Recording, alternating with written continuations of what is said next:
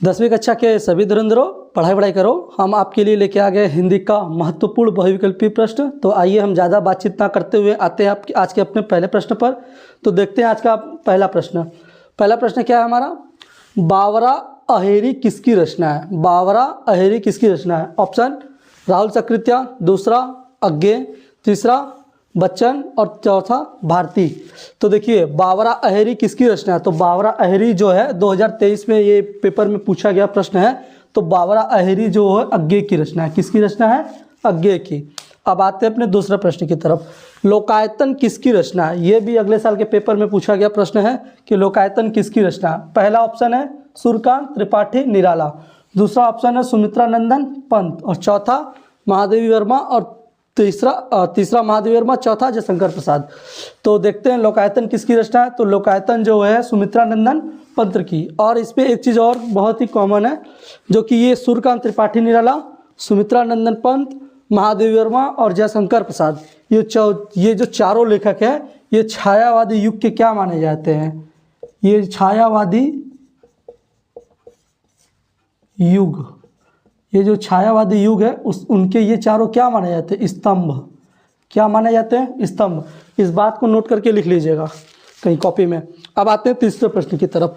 पंचांग दर्शन के रचनाकार है। पंचांग दर्शन ऑप्शन पहला मथुरा नाथ शुक्ल, दूसरा लल्लू लाल, तीसरा सदल मिश्र और चौथा मुंशी इंसान लाखा।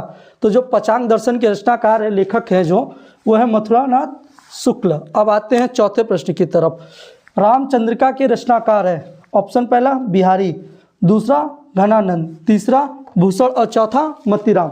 तो ये जो क्वेश्चन है रामचंद्रिका के रचनाकार, तो रामचंद्रिका के जो रचनाकार है वो बिहारी है। कौन है? बिहारी। अब आते हैं पांचवें प्रश्न पर। तो पांचवा प्रश्न है हमारा पृथ्वीराज रासो किसकी रचना है? पृथ्वीराज रासो ऑप्शन दलपति विजय, दूसरा ऑप्शन नरपति नाल्ल, तीसरा ऑप्शन चिदम्बर दाई और चौथा ऑप्शन नल सिंह। तो ये जो हमारे पृथ्वीराज रासो है वो किसकी रचना है? चिदम्बर दाई की। अब देखिए दलपति विजय जो है, यहीं पर एक और है, इन्होंने लिखा था, दलपति राजो ने लिखा था खुमान रासो। इन्होंने कौन सी रचना लिखी थी? खुमान रासो। और नरपति नाल ने कौन सी रचना लिखी थी?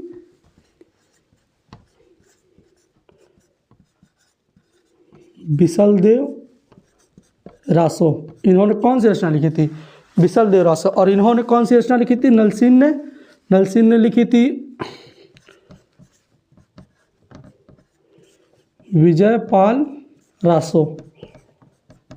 देखिए याद रख लीजिएगा, यदि पृथ्वीराज रासो की बात की जाए तो चिदम्बर दाई और दलपति विजय खुमान रासो और नरपति नल बिसलदेव रासो और नल सिंह विजयपाल रासो, ये इनकी रचना है। अब आते हैं अपने अगले प्रश्न की तरफ। तो आइए आते हैं अब अपने अगले सवाल पर। हाँ, तो हमारा अगला प्रश्न क्या है? दीपशिखा काव्य संग्रह रचना है किसकी?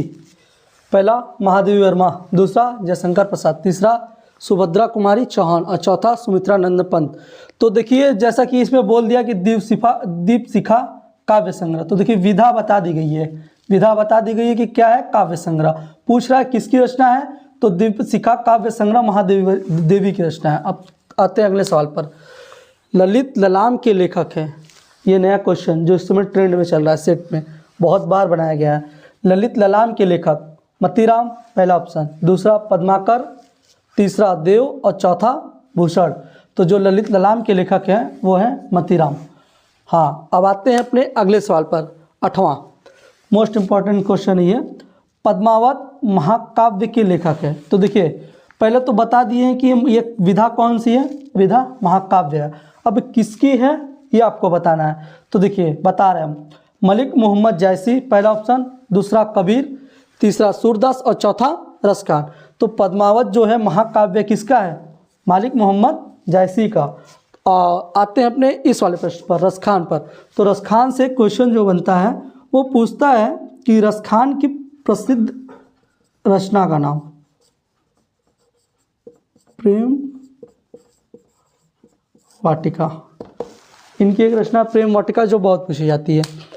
राम की शक्ति पूजा का रचनाकार है। ये भी राम की शक्ति पूजा का जो रचनाकार है, पहला ऑप्शन है महादेवी वर्मा, दूसरा ऑप्शन है रामधारी सिंह दिनकर, तीसरा है निराला और चौथा है सुमित्रानंदन पंत। तो जो राम की शक्ति का पूजा के रचनाकार है वो है हमारा सूर्यकांत त्रिपाठी निराला। कौन है? सूर्यकांत त्रिपाठी निराला। 10वां है प्रिय प्रवास किसकी रचना है? प्रिय प्रवास किसकी रचना है? पहला ऑप्शन है अयोध्या सिंह उपाध्याय हरिऔध, दूसरा ऑप्शन है रामधारी सिंह दिनकर, तीसरा है भारतेंदु हरिश्चंद्र और चौथा है सूरदास। तो देखिए जैसा कि प्रिय से देखते ही बच्चे सबसे ज़्यादा किधर आते हैं? भारतेंदु हरिश्चंद्र की तरफ, क्योंकि उनकी बहुत सारी ऐसी रचनाएं जो प्रिय से स्टार्ट होती हैं। तो आपको ऐसा नहीं करना है। जो प्रिय प्रवास है, प्रिय प्रवास वो अयोध्या सिंह उपाध्याय हरिऔध की रचना है। ऑप्शन में ये दिया जाएगा आपको कन्फ्यूजन में डालने के लिए। तो याद रखिएगा प्रिय प्रवास किसकी रचना है? अयोध्या सिंह उपाध्याय हरिऔध का। इतना बड़ा नाम न दे के अगर हरिऔध भी लिखा होगा तो ऑप्शन वही होगा। ठीक है, उनको ऐसे भी करके लिखते हैं। ठीक है, तो हम अपने वीडियो को अब यहीं पे समाप्त करते हैं। अब लाएंगे अपना एक और नया कंटेंट जिसमें आपको और बहुविकल्पी मोस्ट एकदम इम्पॉर्टेंट क्वेश्चन बताए जाएंगे।